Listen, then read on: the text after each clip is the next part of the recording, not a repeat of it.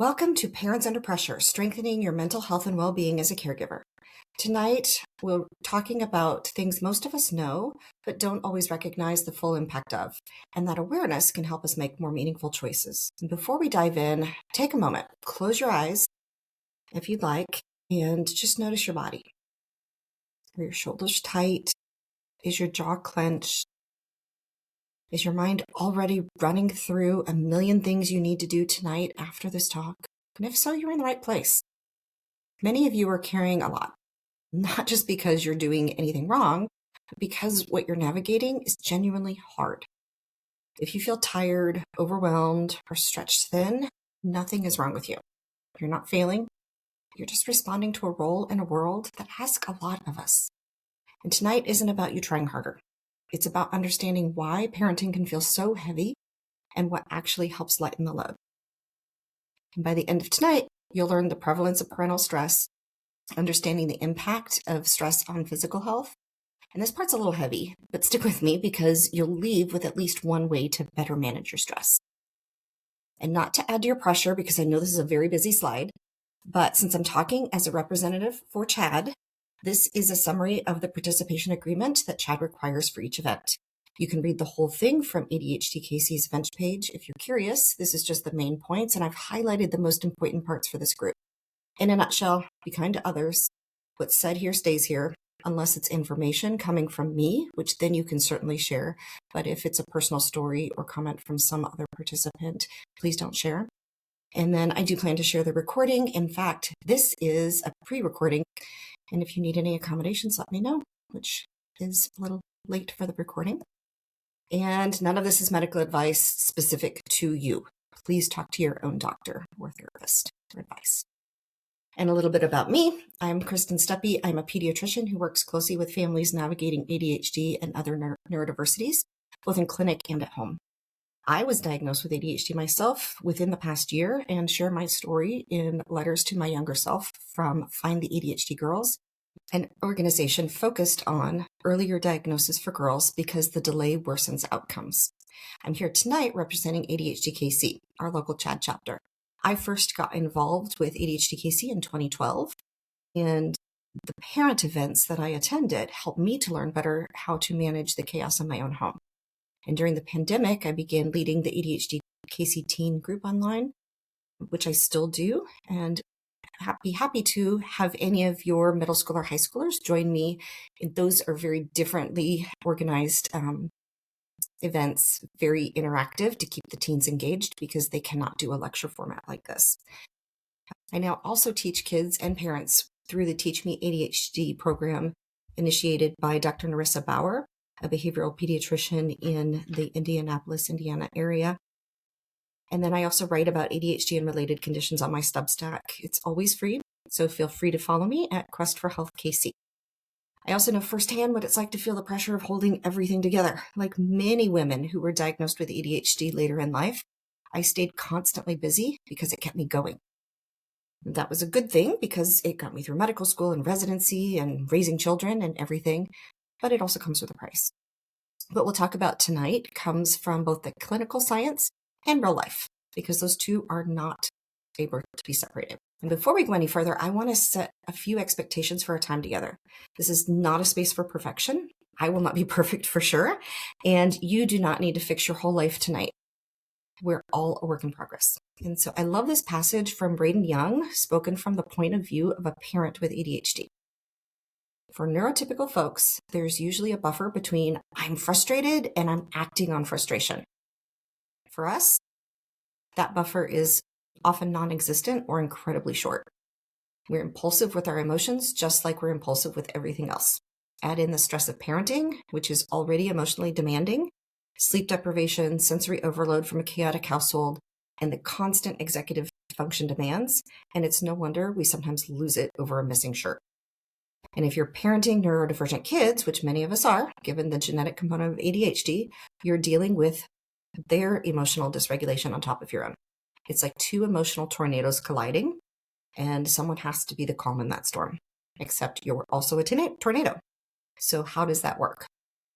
And I'm sharing this because it's important to acknowledge that those of you who are neurodivergents in the home, stress leads to even more dysfunction. So a lot of us feel like we're living in a tornado. My hope is that you walk away with one or two insights that help you understand yourself with more compassion, and maybe one small thing you can try that makes next week feel a little lighter. And throughout tonight, I invite you to check in with yourself. Notice what resonates. Notice what doesn't. Take what's helpful and leave the rest. And before we go any further, I am curious, just a show of hands, or if you're online, emojis, how many of you would say you feel stressed most days of the week? You're not alone. For those of you who raised your hands, you are definitely in good company. In August of 2024, Vivek Murthy, the Surgeon General of the time, felt this was an important enough problem that he released an advisory on the mental health and well-being of parents. And tonight is about understanding why that is and what can be realistically done about it. Now, parenting has always been stressful, but right now it's especially hard.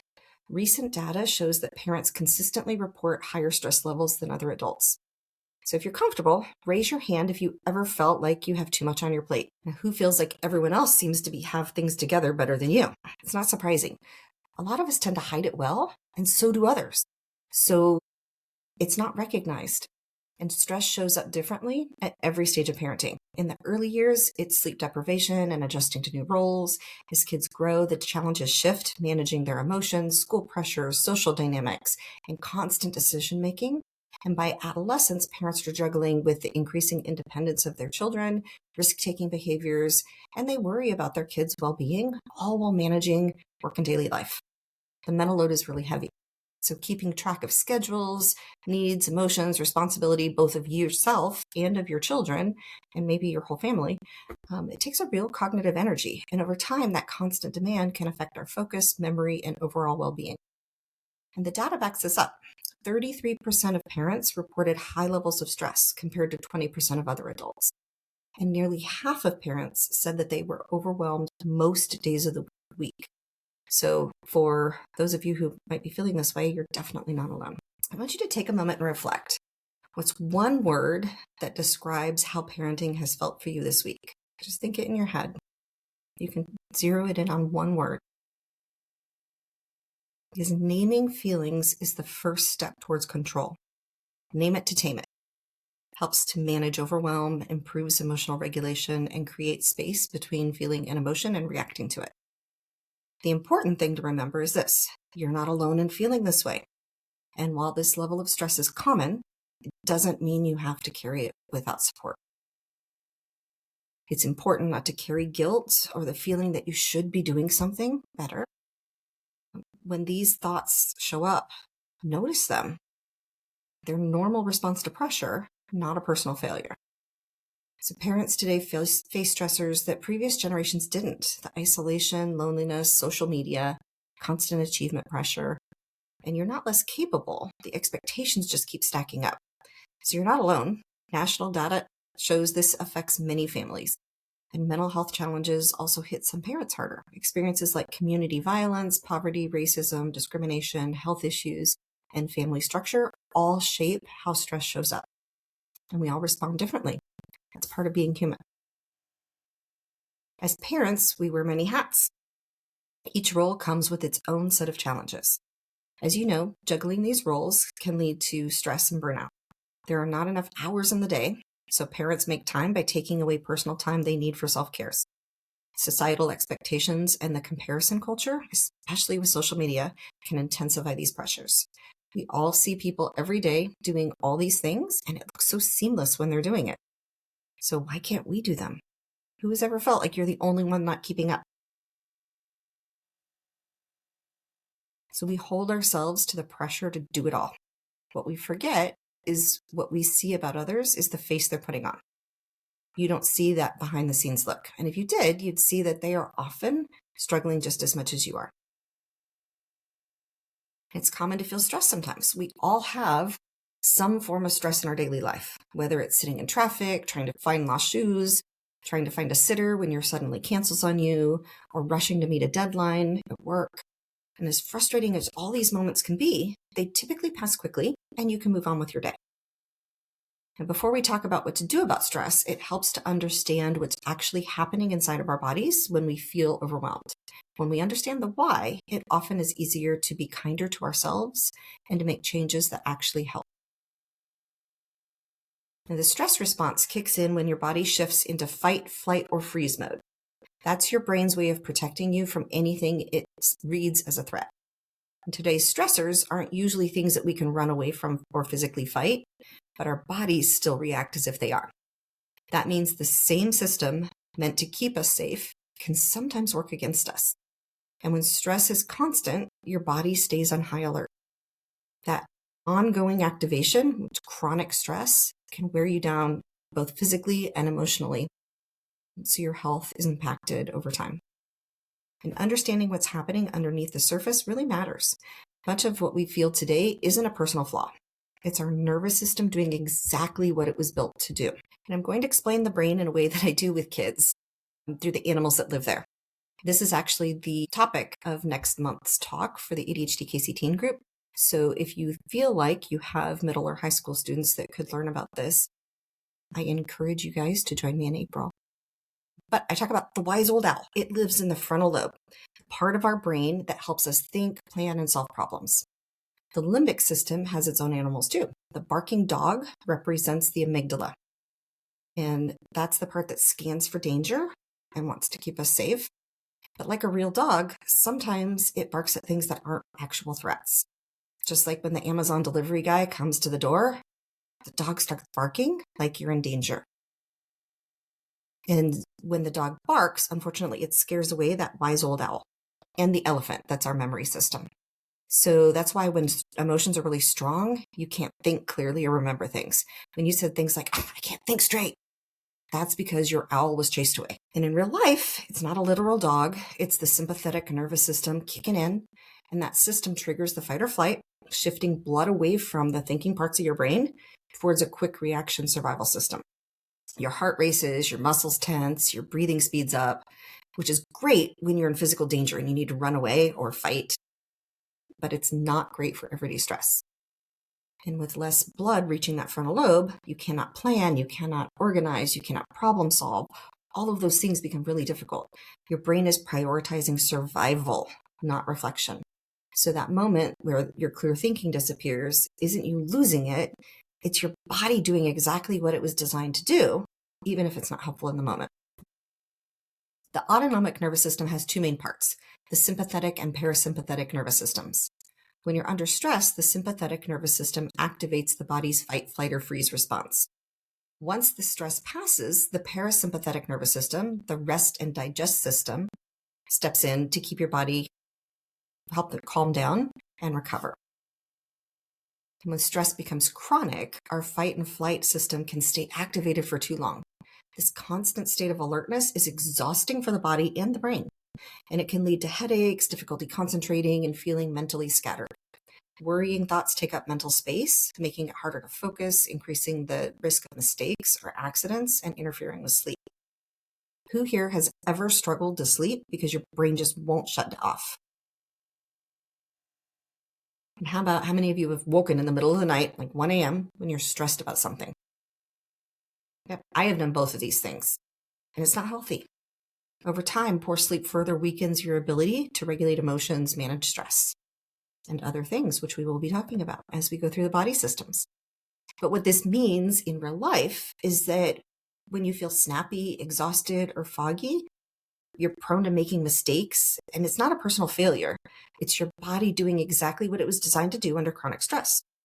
So when people say it's all in your head, it's not actually true. Stress shows up in very real physical ways throughout your body. Let's talk about how your body carries stress and why it can show up as a stomach issue, headaches, constant exhaustion. All right, so when your body is under stress, your muscles automatically tense to prepare for that fight or flight. And in short bursts, that tension fades once the stress passes. But with ongoing stress, these muscles can stay tight all the time, which can lead to chronic pain and discomfort. And persistent tension in the neck, shoulders, and head is a major driver of tension, headaches, and migraines. Stress can also show up as pain in the back, shoulders, and arms. And when you're stressed, your body becomes more sensitive overall. So every pain that you feel feels sharper and harder to ignore. It turns up that volume. So many people notice tight shoulders, jaw clenching, or headaches when they're overwhelmed. And that's your body responding the way it was designed to, just not in a way that helps you deal with everyday stress.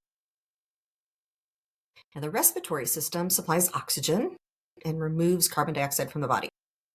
So stress and strong emotions can cause respiratory symptoms such as shortness of breath and rapid breathing as the airway between the nose and the lungs constrict. So the airway gets narrower. And studies show that acute stress can actually trigger asthma attacks in people with asthma, or rapid breathing or hyperventilation caused by stress can bring on a panic attack in someone prone to panic attacks. And if you think about it, this is known well enough that it shows up in books and movies. So Goonies, 1985, Mickey is asthmatic and frequently uses his inhaler when nervous or scared. And then more recently in Inside Out 2, Riley has a panic attack during a high-stakes hockey game, illustrating her new emotion, anxiety, as it takes over the control panel in her mind. So these are things we know, right? It's not new information. When something sudden happens, like watching your child fall at the playground or getting cut off in traffic and slamming on the brakes to avoid an accident, your body reacts instantly. Your heart rate increases, your heart pumps harder, and those stress hormones like adrenaline and cortisol surge through your system. This is your body's way of preparing you to act quickly and stay safe. You guys all felt your heart pounding in moments like that? Most of us have, right? And that response is completely normal and actually protective. You may feel like you're having a heart attack, but you're not. Your nervous system is doing exactly what it's designed to do. When you're stressed, the blood vessels that supply your heart and large muscles widen, so more blood can rush to the places needed for quick action. Once the danger passes, the body is designed to settle back down. That made perfect sense back in the caveman days when you needed to run from danger to stay alive, right? And the people who did that well, the people who responded to that fight, flight, or freeze response survived longer so they could procreate more. So that is actually a trait that has been passed down for generations. And it's still helpful in true emergencies like protecting a child or stopping in traffic, but it's not so helpful when you're just nervous before a presentation. And it becomes a problem when the stress response doesn't turn off. So with chronic stress, the heart rate and blood pressure can stay elevated for long stretches. And over time, that constant strain raises the risk for high blood pressure, heart disease, and even stroke. And stress doesn't affect everyone the same way. For women, hormones matter. So before menopause, estrogen helps protect the blood vessels and supports recovery from stress. After menopause, that protection decreases, so stress can have a bigger impact on heart health. It's almost like it's preparing us to be moms and having more stress, right? So stress can also contribute to poor health behaviors linked to increased risk for heart disease, stroke, such as overeating and eating unhealthy foods. If you're running late, you just stopped at the drive-thru on your way somewhere. Or if you're not getting enough physical activity, because it's hard to make time for exercise when you have too much to do. And of course, sleep is impacted. Sleep is one of the most undervalued things to our health. And self-medicating with drugs or alcohol to feel better, as well as forgetting to take prescribed medications as recommended, both are increasing our risk when we are stressed. So the risk of substance use disorder is very significant. And all of these can increase the risk of obesity, which in turn increases the risk of heart attacks, strokes, high blood pressure, as well as diabetes and other health risks. Social media talks a lot about that mind-gut connection while trying to sell you something usually. The connection itself is real. Just don't buy all the stuff to try to help your mind-gut connection. Gut bacteria help produce key neurotransmitters, including dopamine, which affects motivation, drive, and reward, serotonin, which affects mood stability and emotional balance, and GABA, the calming kind of break that reduces stress. And chronic stress kills off the microbes that make these chemicals, which can affect mood, focus, and emotional regulation. Now, the gut has hundreds of millions of neurons and communicates constantly with the brain. That's why we feel butterflies when we're nervous, or why stress can trigger pain, bloating, discomfort. Stress also changes eating patterns. Some people eat more, some people eat less, and a lot of times they eat less healthy food, the foods they crave, which aren't necessarily broccoli. And this can lead to heartburn, reflux, digestive upset. And it even affects how we swallow, increasing air intake, which causes more bloating and gas. And stress can slow gut motility, which increases stomach acid and disrupts that gut-brain axis, which can cause nausea, diarrhea, vomiting, or just general stomach upset. It also heightens sensitivity, so that discomfort feels more intense. It turns up that volume again. So the gut's protective barrier can weaken under chronic stress, allowing more bacteria to cross into the body. And the immune system actually handles this. But ongoing kind of chronic low-grade inflammation can worsen conditions like inflammatory bowel syndrome, reflux, ulcers, other things. Now, in stressful situations, your adrenal glands, which sit right on top of your kidneys, produce more cortisol. And over time, this can cause fatigue, depression, or issues with your immune system. And related to our endocrine system is our reproductive system. Low libido is a common side effect of chronic stress. Males may experience erectile dysfunction or impotence, and in some cases, chronic stress can affect sperm production. And females may experience changes in their menstrual cycles or have troubles conceiving. Chronic stress impacts your ability to fight off infection. A lot of people recognize when they are under a lot of stress, they have a lot to do, they're more likely to get sick. And that's not just your personal impression of it. Continuous exposure to cortisol suppresses immune function. And this results in an increase in infections and may impact the body's ability to fight off cancers. So I want to pause here for a minute. If you're listening to all of this and thinking, no wonder I'm tired, no wonder I have headaches, gut symptoms, I get sick so often, or whatever it is your body feels from stress, you're exactly right. Your body's been working overtime. And that was a lot to take in. It probably raised your anxiety a little bit thinking about it all. So if you're overwhelmed right now, that totally makes sense. Talking about stress can bring it closer to the surface before it gets better. And that's okay. If this is resonating, you're definitely not alone. And if you remember nothing else, remember that your body is trying to protect you, even when it feels like it's betraying you. It's doing what it's supposed to do. The good news is this: stress doesn't have to be the enemy.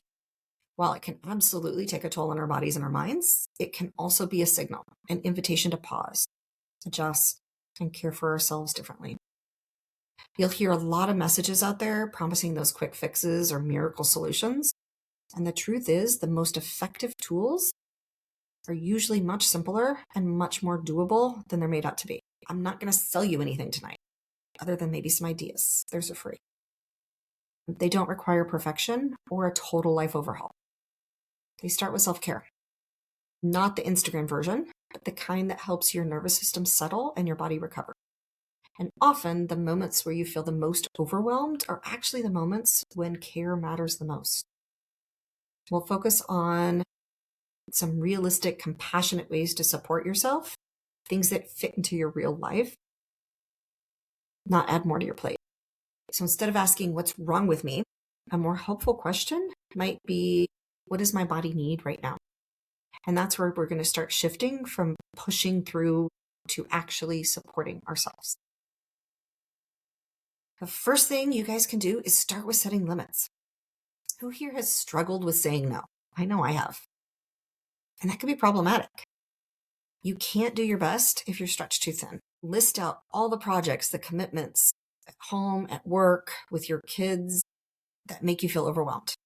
Identify the tasks that you feel you absolutely must do in order to survive, to help your family, to help yourself, to continue at work. And then try to see what you can cut back on, the things that are not essential. Learn to say no without guilt. No one can do it all. You can ask for assistance in getting work done. If you have a lot of volunteer things that you're working on, maybe ask for help with those. Refrain from accepting any more commitments until you feel your stress is under control. Setting limits on non-essential obligations is important to your health. So stop feeling guilty when you say no to putting more on your plate.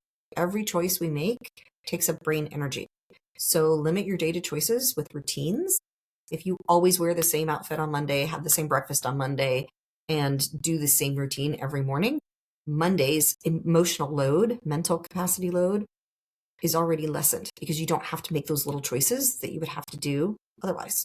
Just set it on a routine. If you automate your day, it is so much easier. And then exercise regularly. I know you guys all know this, right?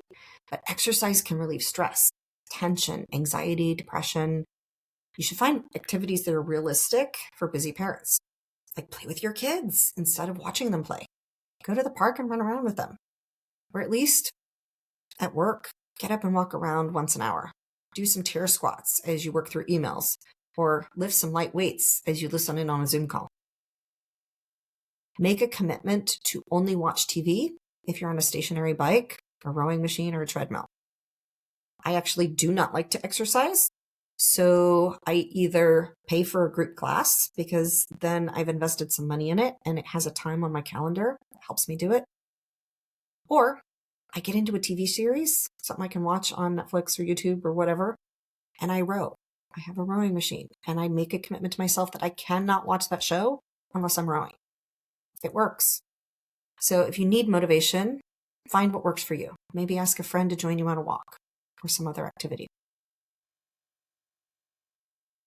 Regular, moderate to vigorous activity, which is 30 to 60 minutes, 3 times a week, enhances gut motility, strengthens your intestinal barrier, and reduces harmful inflammation. Exercise even helps the gut microbiome along with your diet.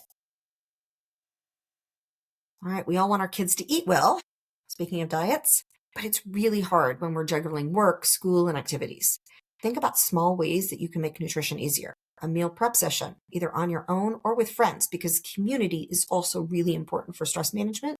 So get together and meal prep. Stock your freezer for the week, save time and money, and lower daily stress. You can also prep fruits and veggies in grab-and-go containers, and that helps everyone make healthier choices. I know when my kids were younger, if I had strawberries, which they loved, and they were like the perfect ripeness that they liked, and everything was good, they would not eat it if they had to rinse it and cut the little green tip off, right? Like, make it easier for them. Rinse them, cut them up, put them in little self-serve containers. Then they would grab them and eat them. Carry a water bottle and aim to finish it each day. Try to limit caffeine. More than 400 milligrams a day, which is about 4 to 5 cups of coffee or 2 energy drinks, can increase anxiety and make stress feel worse. So try to cut back on that. And then remember that our gut bacteria make those neurotransmitters, right? In addition to exercise to support our gut microbiome, one simple hack would be to add 1 fermented food per day. This provides probiotics for your dopamine factory. And fermented foods seed your gut with bacteria that influence neurotransmitter production and inflammation. These fermented foods might include things like yogurt, sauerkraut, kimchi, certain pickles. You have to look, some of them are just in vinegar, but they have to have the live cultures in them. Anything that is fermented can help your gut. But you also need to feed the bacteria with fiber or they die. So that's where oats, beans, lentils, berries, bananas, nuts, and seeds all come in. One neurotransmitter I want to spend a little bit more time on is dopamine. This is the brain's reward chemical, driving motivation, pleasure, movement, memory, and attention. It regulates focus, learning, and motor function. Protein is that neurotransmitter fuel. Meat, eggs, fish, poultry, legumes, nuts. We all know what protein is, right? But this provides the building blocks, the tyrosine, the phenylalanine, needed to make dopamine for motivation, drive, and cognitive energy. And if ADHD lives in your home, people with ADHD are well known to have lesser dopamine. So eating protein is one way to elevate the dopamine. Exercise also helps. Doing favorite activities helps. There's lots of ways to elevate it, but protein is something that everyone needs, especially people living with ADHD. Low protein can lead to brain fog, low motivation, emotional flatness. All right, now sleep is necessary so the brain can grow, reorganize, restructure, make neural connections, and so much more. In the interest of time, I'm not going to go through all the things that happens when you sleep. We could spend a full hour on that, but the main benefits are on this slide. And this lack of talking about it somehow parallels how we treat sleep in general. It gets dismissed when other things come up. Too many of us stay up too late or get up too early to do other things, but sleep should be a priority. It's not time wasted. Adults need generally 7 to 9 hours of sleep. And how many of you guys actually got that last night? So good sleep matters, and a few habits can help make it easier. Try to limit stimulants like caffeine and nicotine and sometimes ADHD medications later in the day, unless your prescriber advises otherwise. Even caffeine feels calming, like especially for people with ADHD where their mind is going crazy. The caffeine and other stimulants help to calm the mind. So some people do say they fall asleep faster, but it still reduces deep restorative sleep and it stays in the body for 5 to 6 hours. So an afternoon cup of tea or coffee can still affect your night. And if you're exhausted, a short nap, about 15 to 20 minutes, can be more helpful than pushing through with caffeine. There is a thought of a caffeine nap where you drink a cup of black coffee, and it is specific black coffee, not any of the sugar sweetened other drinks, because the sugar then interferes. But if you drink black coffee, then lay down and nap for 15 to 20 minutes, the caffeine starts to increase as you wake up. So then you can be more alert after the nap from sleep and the benefit of the caffeine. But again, you need to be careful not to do this too close to bedtime. And nicotine, including vaping and chewing, as well as smoking, also disrupts. Alcohol may help you fall asleep faster, but it tends to fragment the sleep later in the night, which increases your awakenings and can worsen snoring or sleep apnea, which is harmful to restful sleep. It's also a diuretic, which means you're going to have to get up and pee more often. So nobody sleeps well with those things. And if cutting back on caffeine, nicotine, or alcohol is difficult, that's not a personal failure. These things are hard to quit. They are habit forming, and getting some support can make a real difference. So talk with your doctor. And of course, screens make it harder for adults, just like they do for our kids. The light from the devices suppresses melatonin, and the content that you're scrolling, the news that you're watching, the social media that you're checking, all those endless feeds, they keep the brain stimulated instead of winding down. So when we don't get enough sleep, the body becomes less responsive to melatonin, which also creates this cycle of ongoing sleep trouble. Social media can also increase anxiety and lower self-esteem by showing those filtered versions. Everybody else's perfect life out there. Then you compare yourself and you feel like a failure. So this adds pressure and self-criticism and not helpful. We remind our kids of this stuff all the time, but it applies to adults as well. So being mindful of screen use isn't about restriction. It's about protecting your rest and well-being. The AAP's Family Media Plan, which is posted here in the image, is a helpful tool for those of you who want to help set family boundaries. It's easy to find online. If you search AAP Family Media Plan, you can find it. So consistency helps your brain recognize when it's time to wind down. Going to bed at a similar time each night and having a simple calming routine signals safety, and that helps your nervous system shift into a rest mode. Gentle stretching, mindfulness, journaling, or a quick brain dump, just writing it all out, can help quiet that racing mind. Limiting screens before bed matters. This is one of the best things that anyone can do to help get to sleep better. Turning devices off an hour or two before bedtime can be very helpful. Melatonin supplements can help some people, but they aren't regulated like medications and aren't a substitute for healthy sleep habits that help your brain wind down more naturally. In movement, morning light, and a cool, dark, quiet bedroom all help support better sleep. Pets in the bed can be disruptive, especially for light sleepers. And then keep your phones out. I do want you to get your phones out. Now we're not sleeping, and I want you to click on this QR code if you are struggling with sleep. This is a program that you can follow for free from the Mayo Clinic, and it has CBT for insomnia. It takes several weeks to go through the program, but it's free and you can do it at home. And if this is not sufficient for you, then work with your doctor or a therapist, because there is a specific cognitive behavioral tool to help with insomnia, because it is that important. All right. And then mindfulness and meditation have been around for centuries, and most religions have some sort of form of mindfulness practice, but it's not inherently a religious act. Fads don't persist like this. It has been around for so long, but in recent years, scientists have actually been able to study the brain and find amazing things like increased brain matter in the areas of the brain that problem solve and decreased in areas of the brain that worry. We spent an hour talking about this for a past ADHDKC event and invite you to watch the recording sometime. The QR code will get you there, or you can find it from the homepage of ADHDKC.org with the past events. All right, and then I want you to spend time on yourself. Practice positive thinking by replacing recurring negative thoughts. We bully ourselves, telling ourselves the same negative story over and over and over again, and then we believe it because it's spoken really loud.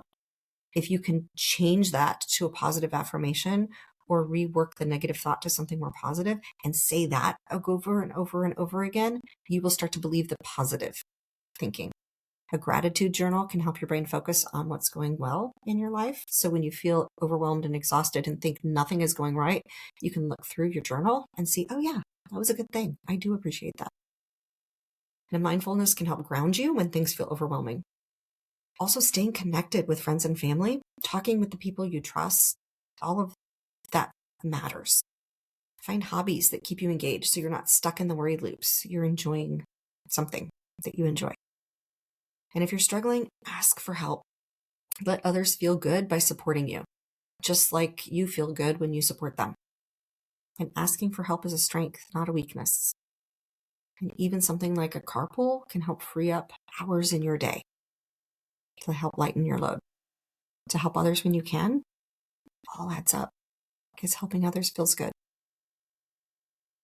So if you're still struggling, reach out to a physician or a therapist. I know access isn't always easy, and that's part of why I started doing these ADHDKC talks and all of my other stuff with my blog and everything, because I want to support everyone and I want to make it more reachable for families. Now, figuring out how stress affects your body is an important step in dealing with it. Identify sources of stress in your life and look for ways to reduce or manage them. As we wrap up, I want to remind you of something important. Nothing you heard tonight means you're doing anything wrong. If anything, it helps explain why things can feel so hard sometimes, and that makes sense.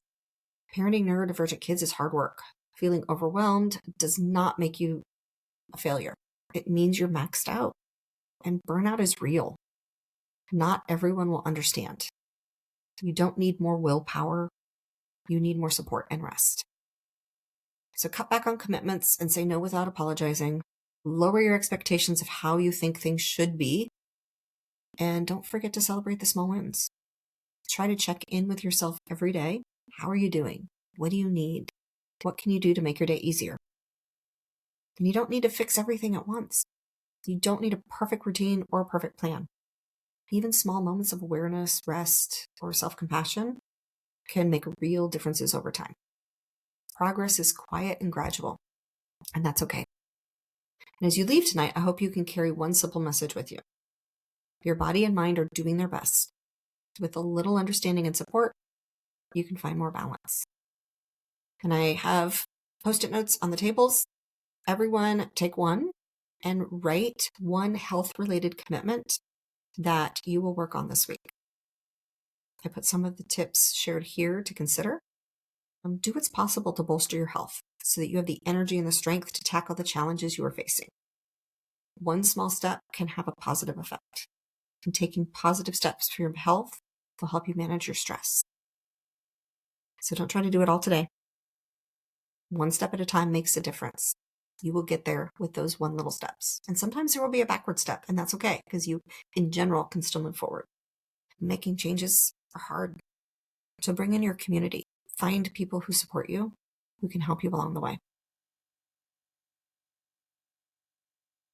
All right, I put the QR codes here again. The first is to encourage you to learn about mindfulness, and the second, kind of more pink one, is this link for CBT for insomnia. And I want to invite everyone to follow my Substack. There's a link from that Mind Tricks page that the QR leads to, or it's just drkristenstuppy.substack.com. I write a lot about ADHD, anxiety, and related things. Thank you for showing up for yourself and for the people who you care about. I hope that you all leave feeling a little lighter and more informed, and you find ways to be more kind to yourself. Use what you wrote down here to work on you this week. All right, what are your questions?